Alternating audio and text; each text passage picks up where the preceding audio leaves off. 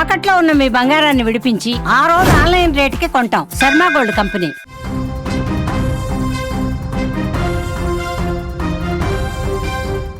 నాన్వేష్ Instagram account close అయినట్లుగా కూడా తెలుస్తుంది. 1.3 మిలియన్ ఫాలోవర్స్ ఉన్న అకౌంట్ అయితే ఇప్పుడు మొత్తానికి ఆపేసినట్టుగా తెలుస్తుంది. అకౌంట్ ను నిర్వాహకులు పూర్తిగా ఆపేశారు. ప్రస్తుతం కరాటే కళ్యాణి ఫిర్యాదు మేరకే ఈ చర్యలు తీసుకున్నట్లుగా కూడా మనకి ప్రస్తుతం తెలుస్తుంది. ప్రముఖ తెలుగు ట్రావెల్ బ్లాగర్ నా అన్వేష్ కు కోలుకోలేని దెబ్బ తగిలిందని కూడా మనం చెప్పుకోవచ్చు.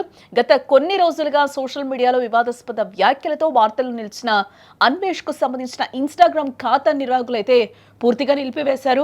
హిందూ దేవతలపై ఆయన చేసిన అనుచిత వ్యాఖ్యల నేపథ్యంలోనే కఠిన నిర్ణయం తీసుకున్నట్లుగా కూడా మనకి తెలుస్తుంది. అన్వేష్ ఇన్స్టాగ్రామ్ ఖాతాకు సుమారుగా 1.3 మిలియన్ల మంది ఫాలోవర్లు అయితే ఉన్నారు. ట్రావెల్ వీడియోలతో ఎంతో మందిని ఆకట్టుకున్న అన్వేష్ ఒక్కసారిగా వివాదాల్లో చిక్కుకోవడంతో తన ఖాతాను కోల్పోవలసిన సిచ్యువేషన్ ఏర్పడిందని కూడా మనం చెప్పుకోవచ్చు.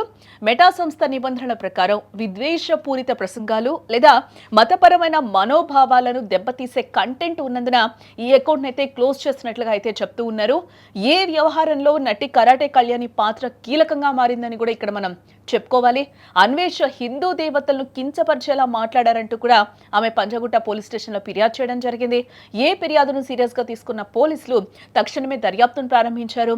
అన్వేష్ ఐపీ అడ్రస్ ఇతర లాగిన్ వివరాలను కూడా అందించారని ఇన్స్టాగ్రామ్ యాజమాన్యానికి పోలీసులు అయితే ఒక లేఖ రాయడం కూడా జరిగింది గతంలో.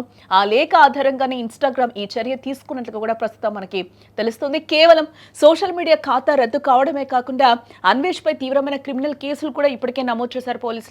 కొత్తగా అమల్లోకి వచ్చిన భారతీయ న్యాయ సంహిత మరియు ఐటీ చట్టం కింద పోలీసులు కేసు ఫైల్ చేయడం జరిగింది. విదేశాల్లో ఉండి ఇలాంటి వ్యాఖ్యలు చేయడం ద్వారా అరాచకాన్ని ప్రోత్సహిస్తున్నారని కూడా ఈ ఫిర్యాదులో స్పష్టంగా పేర్కొన్నారు పోలీసులు.